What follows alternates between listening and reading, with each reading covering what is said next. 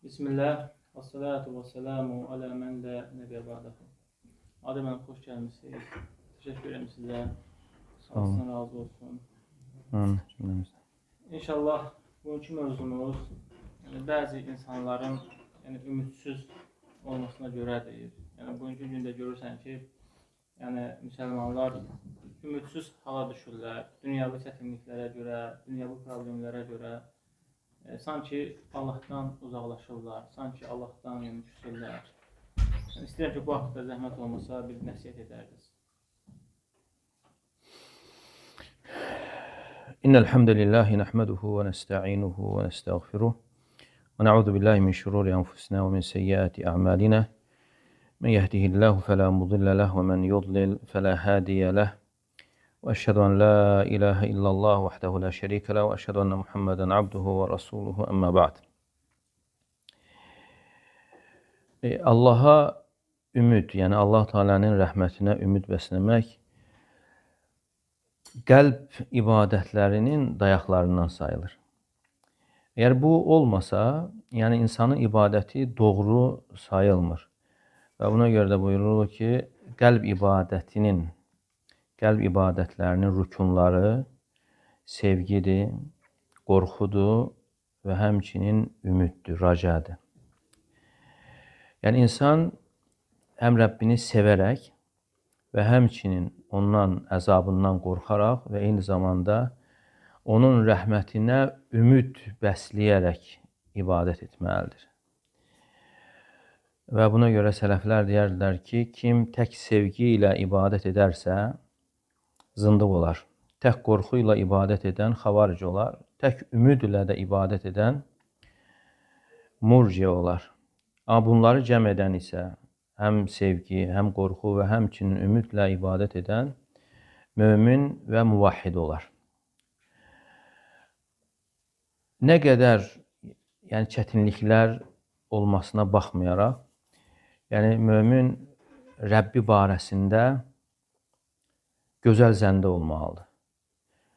Quranda Allah Teala peyğəmbərlərin öz qövmləri ilə olan qissələrini və digər qissələr zikr edir ki, onlar sadəcə oxunmaq üçün deyildir. Onlar insanın oxuyaraq ibrət alması üçündür. Belə baxanda, Firon və onun əyanları necə də insanlara zülm edirdi. Amma görürsən ki, bir an içərisində hamısı məhv oldu. Allah Teala möminləri onun zülmündən, caynağından xilas elədi. Belə düşünəsi olsa, heç kəs ümid etməzdi ki, belə bir şey ola bilər. Bir an içərisində bu hasil olur. Bütün bunlar hamısı insanda Rəbbinin rəhmətinə ümid yaradır. Heç vaxt insan Allahın rəhmətindən ümid üzməməlidir. Allahın rəhmətindən ümid üzmək insanın etdiyi günahlardan daha böyükdür. Ona görə Quranda da keçir ki, Allahın rəhmətindən yalnız uduzan qövmlər ümid üzər. Allahın rəhmətindən yalnız azmış qövmlər ümid üzər. İnsanın Allahın rəhmətindən ümid üzməsi şeytanın istəklərinə qapı açır. Və şeytan bununla insanı asanlıqla günahlara sövq edir. Və gəlir vəsvəsə edir ki, görürsən nə qədər günah edirsən, artıq Allah Teala bağışlayan deyil və insanı istəyir ki, Allahın rəhmətindən ümidini üzdürsün. İnsan nə qədər günaha düşsə də, nə qədər vəziyyət çətin olsa da, heç vaxt Allahın rəhmətindən ümid üzməməlidir. Elə bil ki, bu rükunlar, xüsusən də insanın Allahı sevərək ümid bəsləməsi, bu yolda insanı Allaha tərəf aparır və rəğbətlə, o əməli sevərək, rəğbətlə yerinə yetirməsinə səbəb olur. Yəni biləndə ki, Allah Teala Arhamur Rahimindir. Ən böyük mərhəmət sahibidir. Və nə qədər yəni günahlar olsa da Allah Teala tövbə edəni bağışlayır. Məsələn, Quranda nə qədər buna misallar var. Hansı ki, Xəndək hadisəsində o vaxt insanları quyuya salaraq quyuda yandırırdılar və hətta onlar özləri tamaşa edirdilər. Yəni bundan sonra Allah Teala buyurur ki, əgər onlar tövbə etməsələr, onlar üçün yandırıcı bir əzab vardır, şiddətli bir əzab vardır. Və buna görə də sələflər Adil müəllim, yəni Allah Azza və Cəllə sanki o insanı yandıranlara dəvət edir ki, tövbə edin, yəni mən sizi bağışlayacağım da. Bu qədər zalim olan insanlara Allah Azza və Cəllə bağışlayar. Bəli, bundan başa nə qədər, hətta yəni Allaha ən böyük cinayət Allaha şərik qoşmaq, Allaha yəni övlad mənsub etmək. Məsələn, Maidə surəsində keçir. Laqad kafarallazina qalu innallahu huvel-mesih ibn Meryem. Məryəm oğlu İsa Allahın oğludur deyənlər kafir oldular. Sonraki ayədə gəlir ki, laqad kafarallazina qalu innallaha thalithu thalatha. Allah üçün üçüncüsüdür deyənlər kafir oldular. Yəni bütün bu cinayətlərə baxmayaraq yenə Allah Teala növbəti ayədə buyurur ki, əfələ yətubuna ilallahi və yestəğfiruna. Məgər onlar Allaha tərəf dönüb tövbə etməzlərmi? Yəni bu qədər cinayətlərdən sonra yenə Allah Teala tövbəyə çağırır. Əgər tövbə etsə, yenə Allah Teala yəni qulunu bağışlayır. Yəni bu açıq-aydın dəlildir ki, yəni insan nə qədər günaha düşməsinə baxmayaraq, nə qədər çətinliklərin olmasına baxmayaraq həmişə ümid bəsləməlidir. Və ümid də əsasən nə vaxt olur? Əməllərdən sonra olur. Yəni bir var arzu və yaxud da xülya deyilir. Yəni insan ibadət etmədən, savab gözləməsi və yaxud da tövbə etmədən bağışlanacağını gözləməsi. Bir də var insan namaz qılır, ibadət edir, savab gözləyir, əməlinin qəbul olunacağını gözləyir və yaxud da tövbə edir, tövbəsinin qəbul olmasını gözləyir. Yəni ümid belə olur. Çünki Allah Teala Bəqərə surəsində innellezine amanu vellezine haceru və cahadu fi sabilillah ulaika yarjuna rahmetallah. Yəni o kəslər ki iman gətirdilər, Allah yolunda hicrət etdilər və Allah yolunda vuruşdular və onlardır Allahın rəhmətinə ümid bəsləyənlər. Yəni ümid əsl raca hansı ki o qəlb ibadətlərindəndir və bu da yəni əməl etdikdən sonra olur. Yəni Adil müəllim, Allah razı olsun. Yəni bugünkü gündə bəzi müsəlmanlar günah etdikdən sonra daha da belə deyək, iman gücləri zəifləyir, qüvvətsizləşirlər. Sanki Allahdan uzaqlaşırlar, Allahdan küsürlər. Amma Allah Azza və Cəllə onları nə qədər zalim olur olsun, nə qədər günah edirlər etsin, tövbə qapısının açıq olduğunu bildirir və özünə çağırır. Necə ki Allah Azza və Cəllə Quran-Kərimdə buyurur ki, mənə doğru gəlin, mənə doğru qaçın. Bu Adil müəllim, bu şəxslərin, yəni bəzi insanların bu əzəmətli hidayət nemətindən sonra, hansı ki o hidayət neməti satılmır, elə deyilmi? O hidayət neməti insana şərəfinə görə, vəzifəsinə görə, hörmətinə görə verilmir. Yalnız bu Allah Azza və Cəllənin qullarına hədiyyəsidir. Bu əzəmətli nemətdən sonra, bu haqqı bildikdən sonra bu zəifləmək həqiqətən də Allahın ona verdiyi ən əzəmətli nemətə sanki nankorluq etmiş olur. Və istəyərdim ki, hidayət nemətinin əzəməti haqqında, hidayət nemətinin böyüklüyü haqqında, hətta müsəlmanlar bilsinlər ki, Allah onlara ən əzəmətli bir hədiyyə verib. Hansı ki, onu belə deyək, peyğəmbərlər xahiş etdilər, Nuh əleyhissalam, Muhammed sallallahu aleyhi və səlləm yaxınlarına hidayət versin, Allah Azza və Cəllə vermədi. Və belə bir əzəmətli hidayəti sənə verib Allah Azza və Cəllə və sən də bunun qədrini bilməlisən və istəyərdim ki, zəhmət olması bu haqda danışasın. Nemətlər çoxdur. Nemətlər içərisində ən uca, ən əzəmətli nemət, yəni hidayət nemətidir. Yəni Allah Teala'nın insanı bataqlıqdan çıxartması, insana haqqı haqq olaraq göstərməsi, haqqa müvəffəq etməsidir. Allah Teala Quranda buyurur ki, "Fəmən yuridillahu en yehdiyehu yeşrah sadrahu lil-İslam." Allah Teala kimi hidayət etmək istəyərsə onun köksünü İslam'a açar. "Və men yurid en yudillahu yec'al sadrahu dayyiqan haraca ka'annama yas'adu fi's-sama." Və kimi azdırmaq istəyərsə onun köksünü sıxıntılı edər, elə bil ki o göyə qalxır. Yəni bu onu bildirir ki, yəni qəlblər Allah Teala'nın əlindədir. Əgər Allah Teala sənin qəlbini İslam'a açıbsa, ora hidayət yerləşdiribsə, insan bunu dəyərləndirməlidir. Yəni bunu qiymətləndirməlidir. Bunu qorumağa çalışmalıdır. Necə ki Allah Teala buyurur: "Vestemsik billezî uhiye ileyk." Yəni sənə olunan vəhiydən möhkəm yapış. Əgər insan möhkəm yapışarsa, onu dəyərləndirərsə, yəni o nemətin davamlı olmasına, qalmasına səbəb olar. Əgər insan biganə yanaşarsa və bu nemətdə digər nemətlər aradan qalxdığı kimi o da aradan qalxır. Yəni kimsə düşünməsin ki, yəni mən gəlmişəmsə bu yol bu problem deyil, mən bu yol asanlıqla davam edəcəyəm. Deməli digər nemətlər şükür olunmadığı zaman aradan qalxdığı kimi eyni ilə hidayət neməti də aradan qalxır. Yəni insanlar hidayətə gəlir. Eləsi var bu yolun başlanğıcında dayanır.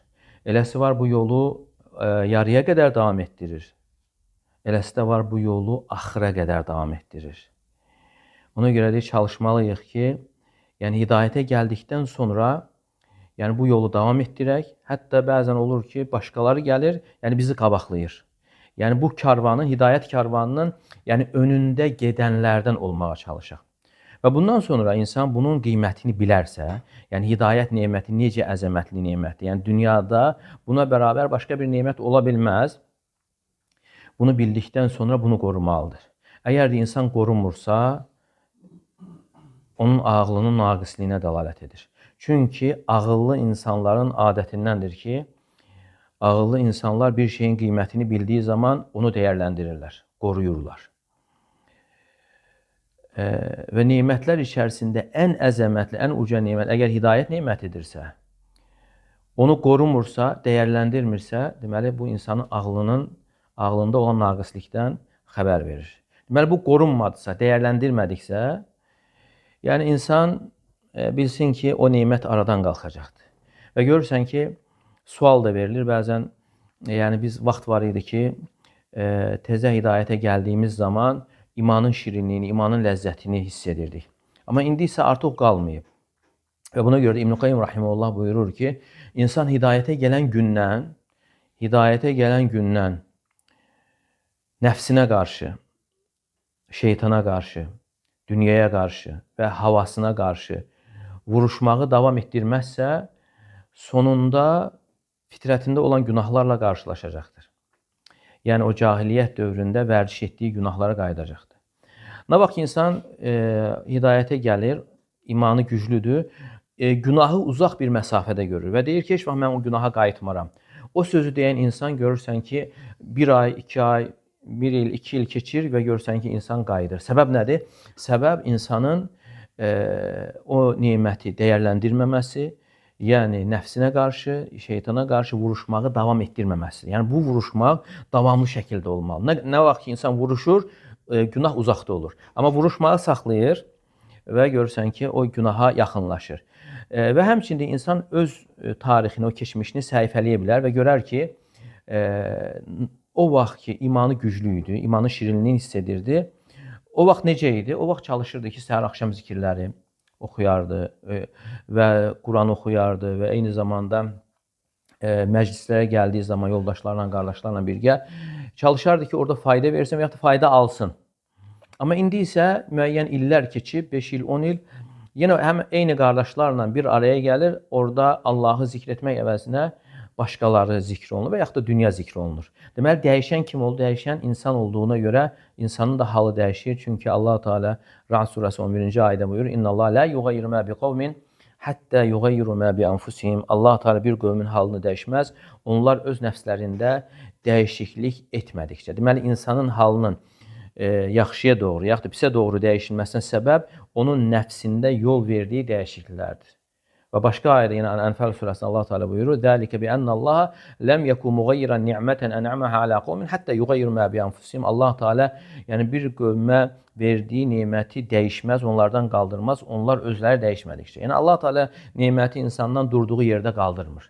Deməli onun qalxmasına səbəb yəni insanın özüdür, özünün yol verdiyi dəyişikliklər. Əgər insan günaha doğru dəyişərsə, iman hal olaraq zəifləyir. İman zəifləyir. Əgər əksinə insan özündə o dəyişikliyi edərsə, yəni halının yaxşılaşmasına səbəb olur. Yəni mümkün deyil ki, insan düzgün addım atsın və halı dəyişməsin. Ona görə İbn Teymiyyə rahimehullah buyurur ki, insan başqa şeylərdən üz çevirərək bütövlüklə Allaha tərəf yönələrsə, mümkün deyil ki, Allah Teala onu qəbul etməsin.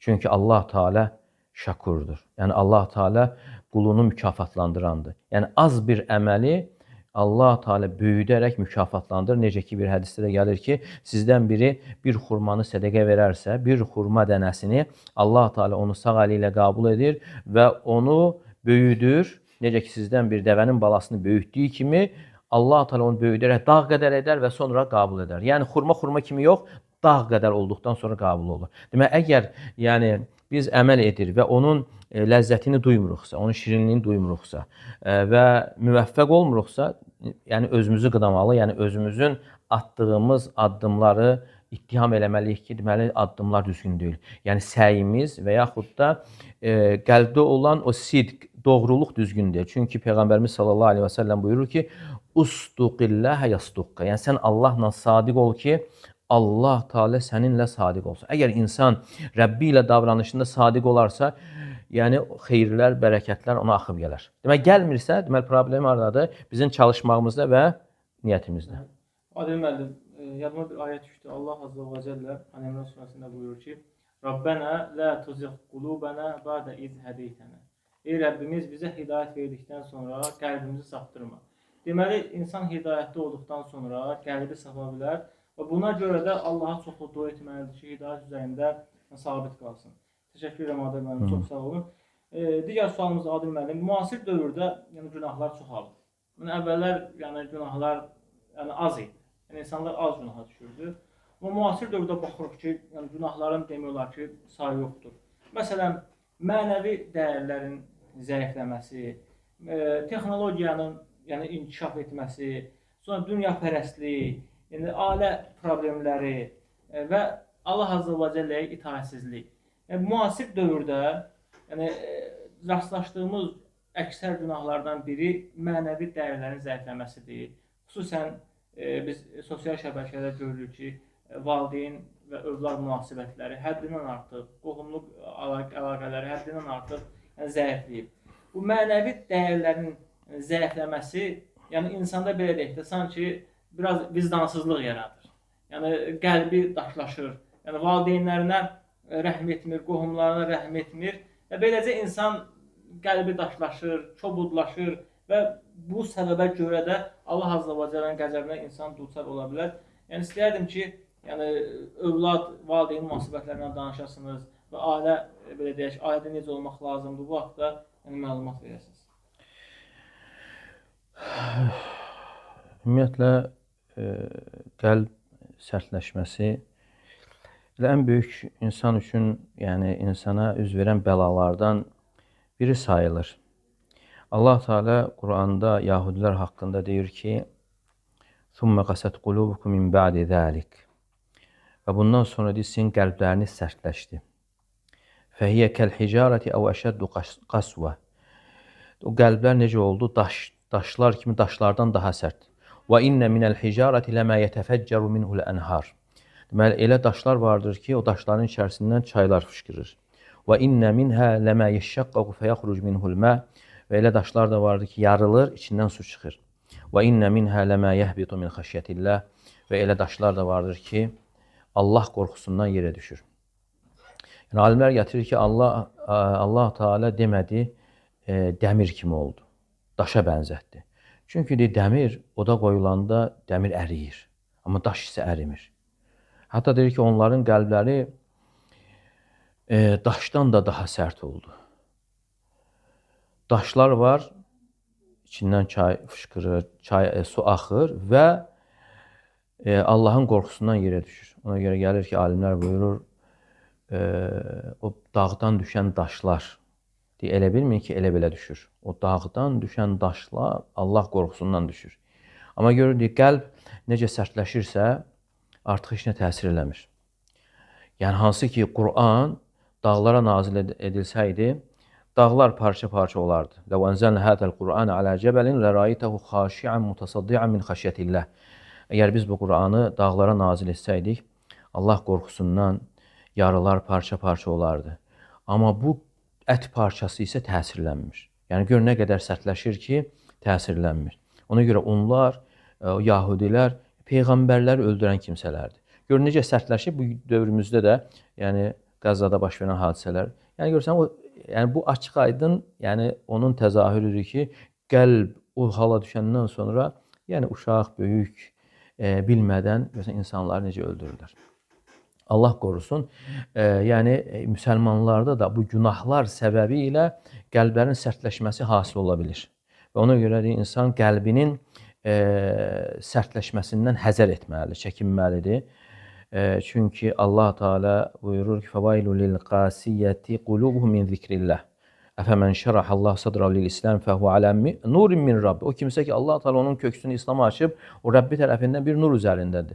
Fəvailul lil-qasiyyati qulubuhum min zikrillah. Vay o kəslərin halına ki, qəlbləri Allahın zikrinə qarşı sərtdir. Allah Teala o sərt qəlbliləri hədələyir. Və həmçinin digər ayələrdə də yəni bundan çəkindirir. Fətale aleyhimul əmədu fəqasət qulubuhum. Yəni onlarla peyğəmbərlər arasında məsafə, vaxt uzandı, qəlbləri sərtləşdi. Deməli, nə vaxt ki, insan uzaq düşür, Peyğəmbər sallallahu aleyhi və səlləmin sünnəsindən, vəhiydən, ümumiyyətlə vəhiydən insan uzaq düşəndə istər-istəməz onun qəlbinin sərtləşməsinə səbəb olur. Və ona görə insanın davamlı Quran oxuması və xüsusən də Quranı tədəbbür edərək oxuması, düşünərək oxunması insanın qəlbinin yumuşalmasına səbəb olur. Hər gün az da olsa insan oxuyur və oxuduqca bütün bu baş verənlər, dünyanın mahiyyətini anlayır və bilir ki, əsl həyat oradır. Və insan uzaq düşdükcə, görürsən, gün ərzində insan səhər oxuyur, sonra başı qarışır, müəyyən qəflət yaranır. Amma sonra ki, yenə oxuduqca, yenə o qəflətin müəyyən qədər aradan qalxmasına səbəb olur. Amma görün, insan əgər heç oxumazsa, qəflət çoxalır, nəticədə qəlbin xəstələnməsinə və sonra da sərtləşməsinə gətirib çıxardır. Ona görə elə müamilənin də insanın valideynləri ilə, ailəsi ilə, evladları ilə gözəl davranmasının da elə başlıca səbəbi elə qəlb məsələsidir, qəlbdir. Çünki Peyğəmbərimiz sallallahu aleyhi və səlləm buyurur: "İnnə fil cəsədi mudğa." Bədəndə ət parçası vardır. İdə salahat, salahal cəsədu kullu. Əgər o sağlam olarsa, bütün bədən sağlam olar. İdə fəsədət, fəsədəl cəsədu kullu. O korlanarsa, bütün bədən korlanar. Ələ və hiyəl qalb, və bilin ki, o da qəlb. Deməli, insanın qəlbi sağlam olanda danışıq sağlam olur və həmçinin rəftarı sağlam olur. Ona görə alimlər də buyurur ki, hətta evdə insan ailəsi ilə davranarkən, yəni söz-söhbət baş verirsə evdə, yəni hər ikisinə müraciət olunur ki, baxın qəlblərinizə, qaydın qəlblərinizə və görəcəksiniz ki, yəni o söz-söhbətdən əvvəl, o dava-dalaşdan əvvəl birinci dəyişən qəlb olub. Yəni mümkün deyil ki, insan ər-arvad bir-birlərinə qarşı niyyət yaxşı olsun və sonra dili ilə onu təhqir eləsin. Deməli, birinci qəlbdə nifrət yaranır, sonra dil artıq o qəlbdə olanı, ona görə deyək, dil elə bir ki, qəlbin çömkəsidir. Dil hardan götürür? Qəlbdən götürür, qəlbdə olanı götürür. O qəlbdə yaranandan sonra insan dilində ortaya çıxır və həmçinin onun davranışında ortaya çıxır. Ona görə ən başlıca davranarkən insan, yəni öz ailəsi ilə, evladları ilə və həmçinin valideynləri ilə ən birinci, yəni qəlbini islah edərsə, o insan mübarək bir insan olur. Və ona görə Allah Teala Quranda buyurur ki: "Və qada rabbuka alla ta'budu illa iyyah." Rəbbim buyurdu ki, yalnız ona ibadət edin və bil valideyni ihsan, valideynlər yaxşılıq edin. Yəni Allah Teala valideynlərin haqqını öz haqqı ilə yanaşı gətirir. İmmə yablughanna indəkal kibara ahaduhuma aw kilahuma fala taqul lahumā uffin və la tanharhumā və qul lahumā qawlan karīmā. Onlardan biri və yaxud da ikisi sənin yanında düşkünlük çağına, qocalıq çağına çatarsa, onlara uf belə demə və onları azarlama, yəni acılama və onlara xoş söz de.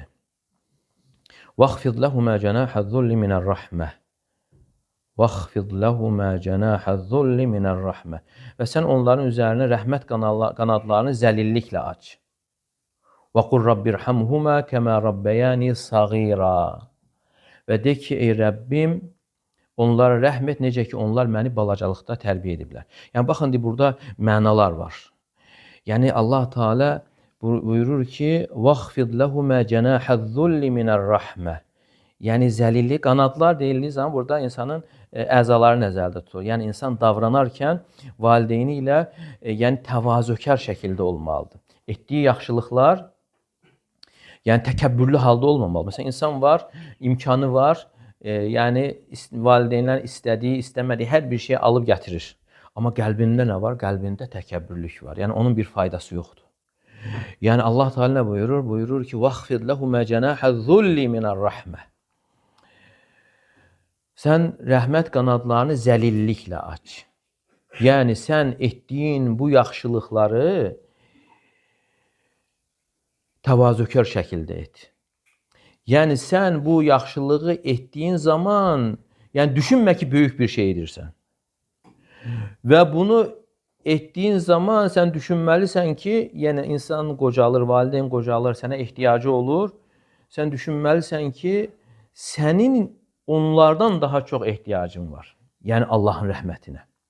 Yəni özünü daha möhtac yəni hesab edərək sən bunu etməlisən. Yox, əgər insan qəlbində böyük bir şey etdiyini hesab edərək edərsə, ona heç bir faydası, heç bir savabı da yoxdur. Niyə görə sonraki ayədə Allah Teala nə buyurur? Rabbukum a'lamu bima fi nufusikum. Rəbbiniz sizin nəfsinizdə, yəni qəlbinizdə olan bilir. İn tekunu salihin fe innehu kana lil-awwabin ghafura. Əgər siz salih olsanız, Allah Teala özünə tərəf dönənləri, tövbə edənləri, yəni bağışlayandır. Deməli yenə burada hara qayıdır?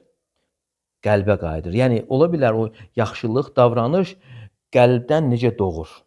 Deməli bu zəlillik həm Quranda gəlir və həmçinin sünnədə də gəlir. Necə ki Peyğəmbər sallallahu əleyhi və səlləm sahabəyə sual verir: "Anam varmı?" "Əhayyun validək?" Yəni valideynlərin sağdırmı? Deyir ki: "Fəlzəm ricleyhə." Yəni xüsusən anası haqqında, yəni onun ayaqlarına sarıl, "Fə innel cennətə thəm." Cənnət ordadır. Yəni sünnədə də o zəlillik gəlir. Yəni etdiyin bu yaxşılıqlar necə olmalıdır? İnsan müti olaraq, təvazökar olaraq olmalıdır. Yəni insan qəlbində o ehtiyacı duyaraq yəni etməlidir. Yəni necə ki məsələn digər yaxşılıqlarda bunu sələflər gətirirlər ki, insan bir kasıba yaxşılıq etdiyi zaman yəni elə düşünməlidir ki, onun sənin verdiyinə ehtiyacı olduğu kimi sən isə ondan da daha çox Allahın rəhmətinə möhtac olduğunu düşünməsən deyə o sədəqə də səndən qəbul olunmaz. Və xüsusən də insan valideynlərə olan yəni yaxşılığı. Və bu barədə çoxlu dəlillər də var. Eyni zamanda insan yəni ailəsinə olan, eyni zamanda burada yəni tövhid mövzusunda gəlir ki, əgər insanın qəlbində tövhid yerləşərsə, tövhidi insan gerçəkləşdirərsə, yəni alimlər buyurur ki, tövhidi gerçəkləşdirməyin əsas fəzilətlərindən biri də odur ki, tövhidi gerçəkləşdirən, la ilahə illallah, Muhammedun Rasulullah kəlməsini doğruldan insan gözəl sözə, gözəl danışığa və həmçinin gözəl davranışa müvəffəq olur. Deməli, tövhid deyildiyi zaman sadəcə müəyyən şərtlər, rükunlar sayılmır. Deməli, o insan qəlbində yaşaması deməkdir. Əgər bir insan valideynləri ilə yaxşı davranmırsa, deməli bilmək lazımdır, onun tövhidində problem var. Əgər tövhidi gerçəkləşdirəndirsə, onun fəzilətlərindən odur ki, o insan gözəl danışığa və gözəl rəftara müvəffəq olur. Birincisi, insan Rəbbi ilə gözəl rəftara müvəffəq olur. Yəni o insan, tövhidi gerçəkləşdirən insan Allaha olan ibadətini sevir, fərz namazları sevir, fərz orucları sevir, nafilə namazlar, nafilə oruclar, ümumiyyətlə həm fərzləri, həmçinin nafilələri sevir. Hətta fərzlərdə yox, nafilələrdə belə müəyyən səhlənkarlıq yaranarsa, yəni hiss edir ki, bu qəlbdə olan problemlə irəli gəlir. Ona görə alimlər buyurur ki, insanın qəlbinə iki şey gəlir: dünya məsələləri və bir də axirət məsələləri. Əgər nafilələrdə səhlənkarlıq yaranarsa, baxsın insan qəlbinə, görəcək ki, dünya məsələləri axirət məsələlərini üstələyib.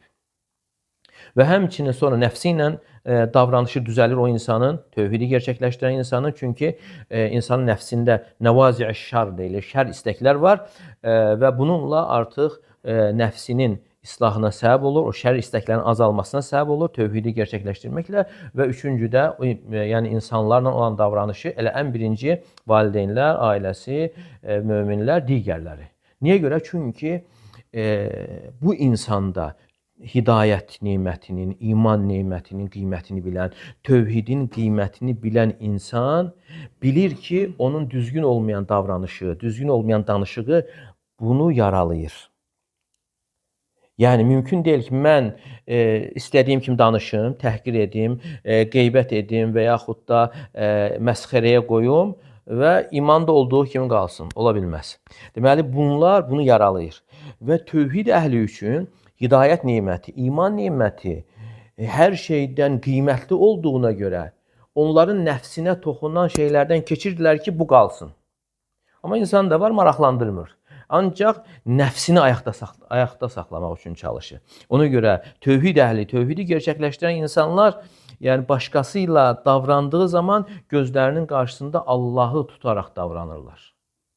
Ki, yəni o qəlblərində olan bu nemət. Allah sevgisi, iman, hidayət, tövhid, ixlas, bunlar yaralanmasın. Bunlara xələl gəlməsin. Allah razı olsun müəllim. Adəm müəllim, Allah Azza və Cəllə Quran-ı Kərimdə bizə tövsiyələr verir. Məsələn, buyurub, dünya həyatı sizi aldatmasın, tovlayan şeytan sizi tovlamasın və sonra buyurur ki, Allahı unudan şəxslər kimi olmayın. Allah Azza və Cəllə nə üçün bildirir ki, ey iman gətirənlər, Allahı unudan şəxslər kimi olmayın. Bu haqda zəhmət olmasa danışardınız. Allahı unutmaq necə olur? Niyə Allah deyir ki, Allahı unudan şəxslər kimi olmayın? Məgər yəni Allahı unutmaq olurmu? Allah Teala Quranda buyurur ki: "Və la tekunu kellezina nasullah fe ansahum anfusahum." Yəni o kəslər kimi olmayın ki, onlar Allahı unutdular. Allah onlara özlərini unutturdu. Öz nəfslərini unutturdu. İbn Qayyim rahimehullah deyir ki, insanın Allahı unutması günahlar ilə olur. Günahlarla, asiliklərlə olur. Və günah edən insan Allahı unutmuş sayılır. Çünki insan günaha yönəldiyi zaman Allahın əzəmətini dərk etsəydi, addım atmazdı. Deməli, həmən anda insan unutmuş olur. Həmçinin o insanda cəhalət vəsfi hasil olmuş olur. Və Allah Teala onlara özlərini unutdurar, buyurur ki, nə deməkdir? Allah Teala o insanlara öz xeyirlərini unutdurar. Və bir də öz zərərlərini unutdurar. Və Allah Teala o insana öz xeyrini unutturur. İnsan bilmir xeyri hardadır. Və ona görə elə bil ki, sərgardan gəzir. İnsan xeyrin harda olduğunu bilməsə, necə onu etməlidir? Görsən, ondan yan keçir. Və həmçinin zərərləri unutturur və zərərlərin də yəni unutmasına da səbəb, yəni o unutması nəyə gətirib çıxardır? İnsanın o zərərlərə düşməsinə səbəb olur. Ona görə Allah Teala çəkindirir ki, "Və la tekunu kellezina nasullaha fe ansahum anfusahum." Və eyni zamanda günahlarla yanaşı qeyd olunduğu kimi, yəni dünyaya bağlanmaq. Zəhmət olmasa, bu Allah Azza və Cəllə Quran-ı Kərimdə buyurur ki, dünya həyatının ləzzəti azdır. Niyə Allah bizə bildirir ki, dünya ləzzətinin həyatı azdır? Yəni, bəzi müsəlmanlar dünyaya elə bağlanıblar ki, elə sarılıblar ki, sanki əbədi bu dünyada qalacaqlar. Yəni, ahirəti tərk ediblər sanki. Amma Allah deyir ki, bu dünya həyatının ləzzəti çox azdır. Ümumiyyətlə, dünya özü özlüyündə azdır. Ümumilikdə dünya. Və insanın o dünyada olan hissəsi azdır. Nə qədər yaşayır insan? Yəni, əvvəlkilər yaşayırdı ki, 1000 il, 700. Amma Peyğəmbərimiz sallallahu aleyhi və səlləm buyurur ki, "Ə'mər ümməti beynə 60 ilə 70." Yəni, ümmətim yaşı 60-70 arası olacaq və bunu aşanlar da az olacaqdır. Və həmçinin ümumiliklə insana verilən müddət azdır və sənə də o azdan qalan da azdır. Və buna görə də yəni insan bilməlidir ki, dünya ərəb sözüdür. Dünya sözünün iki mənası var. Yaxın və bir də aşağı. Dünya aşağı, dəyərsiz deməkdir və bir də yaxın. Yəni sürətlə gəlib keçir. Aşağı olmasına dəlil odur ki, Peyğəmbərimiz sallallahu aleyhi və səlləm buyurur ki, əgər dünyanın Allah qatında ağcaqanadın qanadı qədər dəyəri olsaydı, kafirə bir qurtum su belə içirməzdi. Deməli, kafir su içirsə də o deməkdir ki, ağcaqanadın qanadı qədər dəyəri yoxdur. Amma insanlar əgər ağcaqanada görə döyüşürsə bir-birləri ilə, nə deyirlər onlar haqqında? Deməli, insan dünyaya görə bir-birləri ilə döyüşməsi, ağcaqanadın qanadına görə bir-birləri ilə vuruşması və yaxud ötüşməsi, yarışması. Və o ki, qaldı ikinci mənası yaxın deməkdir, yəni sürətlə gəlib keçir. Və insan özündən götürə bilər 40 yaş, 50 yaş, 60 yaş, elə bil ki, bir gün, günün bir hissəsi kimi gəlib keçib. Hətta qiyamət günü Allah Teala sual verəcəkdir. Kəm ləbithtum fil ardı adədə sinin, yer üzərində nə qədər qaldınız? Qalu ləbithnə yawman aw ba'da yawm. Deyəcəklər bir gün və yaxud da günün bir hissəsini qaldıq. Və dünya elədir ki, insan ona bağlandıqca problemlər ortaya çıxır. Çünki Allah Teala qəlb evini onu tanımaq üçün, onu sevmək üçün yaratdığı bir evdir. Yəni, bədən üzvləri içərisində ən şərəfli orqan qəlbdir və ən əzəmətli ibadətlər də qəlb üçün ayrılıb. Və insan çalışmalıdır ki, ən əzəmətli ibadətlərin olduğu bir yerə, Allahı sevmək üçün, tanımaq üçün yaradılan bir evə mənasız şeyləri yerləşdirməməlidir. Və yerləşdirərsə nə olur? Əgər insan dünyanı qəlbinə yerləşdirərsə, burada çox mühüm məsələdir bu. Yəni, insanın bunu bilməsi və düzgün tətbiq eləməsi onun həyatının çevrilməsinə, yaxşıya doğru. Yəni, həyatının həqiqi mənalı olmasına səbəb olur. Əgər anlayıb düzgün addım atarsa. Deməli, dünya, insan əgər dünyaya bağlanarsa, qəlbən bağlanarsa, birinci onun quluna çevrilir. Peyğəmbərimiz sallallahu aleyhi və səlləm buyurur ki, Təisə abdü dinar, təisə abdü dirham, təisə abdül xamisa, təisə abdül xamilə. Dinarın qulu, dirhəmin qulu, ipəyin, məxmərin qulu bədbəxt olsun. Təisə və ntəkəs, bədbəxt olsun, təpəsi aşağı düşsün. Və izə şikə fələn təqaş və ayağına batan tikanı çıxara bilməsin. Yəni, Peyğəmbər sallallahu aleyhi və səlləm ona bəddua edir. Və yaxud xəbər kimi gəlir və yaxud da bəddua kimi dinarın qulu. Yəni, bir sual ortaya çıxır ki, belə baxanda kimsə dinara, dirhəmə və yaxud manata, dollara səcdə edən yoxdur. Nə üçün Peyğəmbər sallallahu aleyhi və səlləm dinarın qulu adlandırır? Yəni, bu onu bildirir ki, insan qəlbən bir şeyə bağlanarsa onun qulu olur. Allaha bağlansa Allahın qulu olur. Əgər dinara bağlansa olur dinarın qulu. Və yaxud da dünya malına bağlasa onun qulu olur. Maşına bağlansa olur maşının qulu. Yəni, fərqli ola bilər. İnsan müxtəlif şeylərə bağlanır. Nəyə bağlandısa, adam var qəbrə bağlanır, olur qəbrin qulu, evliyə bağlanır, evliyanın qulu, bürclərə bağlanır, olur bürcün qulu. Yəni, elə bir ki, insan Allahdan ümid etmək, Allahdan qorxmaq əvəzinə görürsən ki, bürclərə ümid bəsləyir, bürclərdən yəni qorxur. Deməli, insanın bu fəsadı nədir? Yəni, müsəlman, o demək deyil, müsəlman kasıb olur. Müsəlman da zəngin ola bilər. Amma harada olmalıdır? O insanın, dünya malı insanın əlində olmalıdır. Yəni, nə vaxt ki, qəlbinə girdi, birincisi, insan onun nökəri olur. İkincisi, Allah Teala onun özü ilə insana əzab verir. Birincisi, onun nökərinə çevrilir. İkincisi, onun özü ilə insana əzab verilir. Misal olaraq, çox şey misal gətirmək olar. Məsələn, maşın. Maşın, ərəb dilində vəsailun nəql gedir, nəqliyyat vasitəsi. Yəni, insan bir yerdən başqa yerə bir aparan bir vasitədir. Amma görürsən ki, insan səhər axşam maşını yuyur. Olur onun nökəri.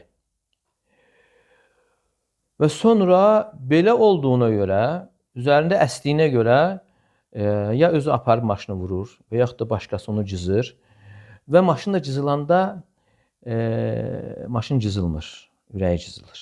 Haradadır? Qəlbində olduğuna görə. Və bir çox şey, bəzən də var insan evladına çox bağlanır və yaxud nəvəsinə çox bağlanır.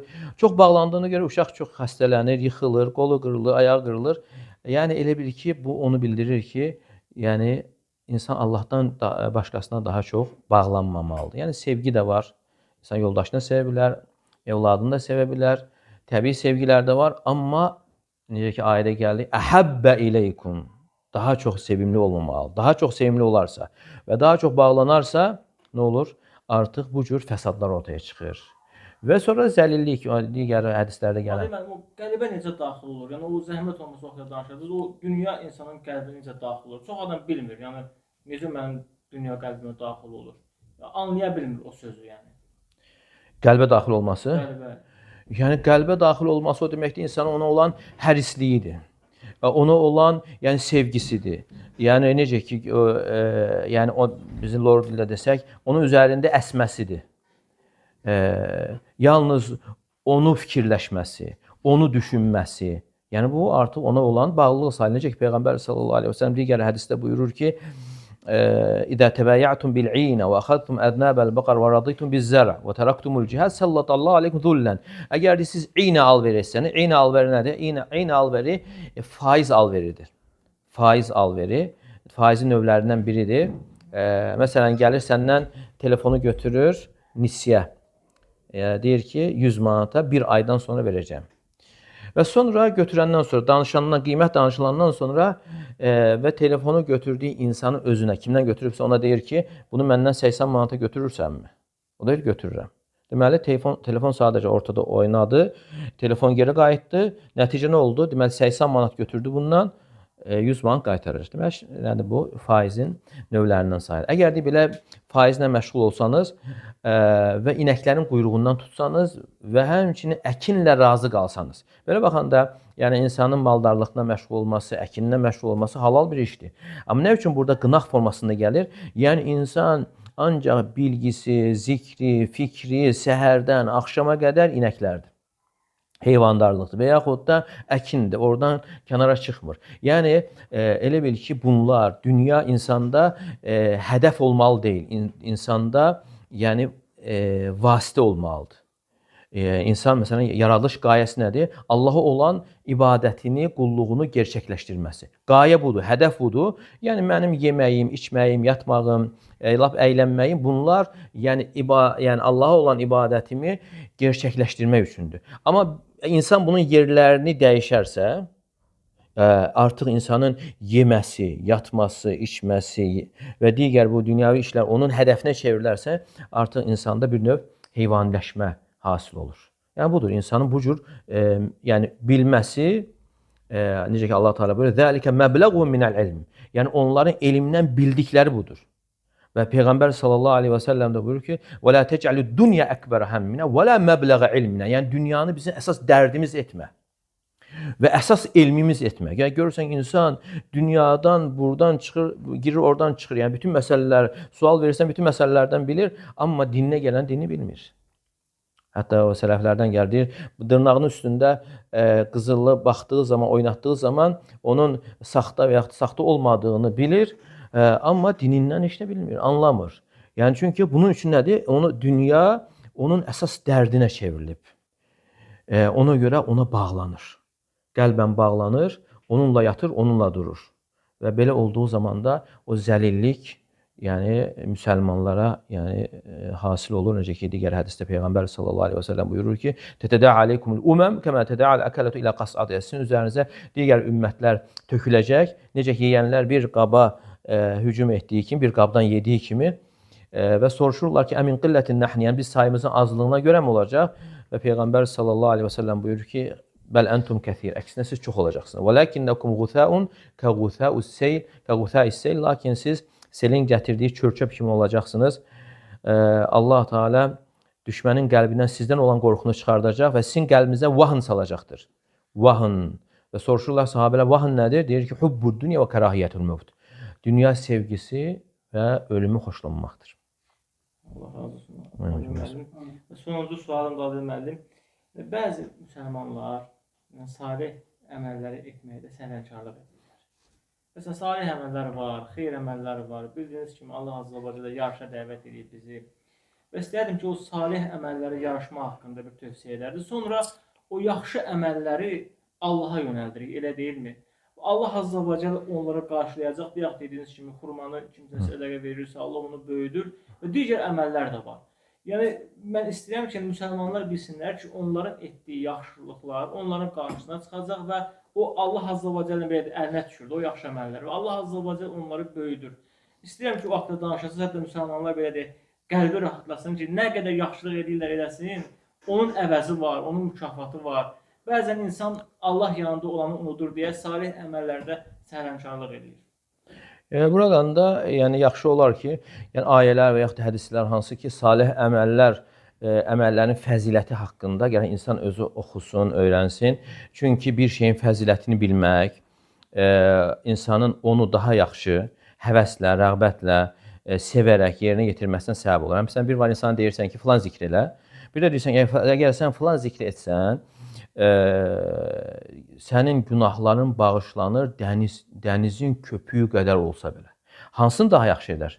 Əlbəttə, hansında fəzilət gəlir, insan onu daha yaxşı. Ona görə xüsusilə bu fəzilətlər gəlib ki, insan onu bilsin və daha yaxşı yerinə yetirir. Və Quranda da Allah Teala neçə-neçə ayədə buyurur ki, "Səri'u ilə məğfirətin min rabbikum və cənnət." Rəbbinizin məğfirəti və cənnətə tələsin.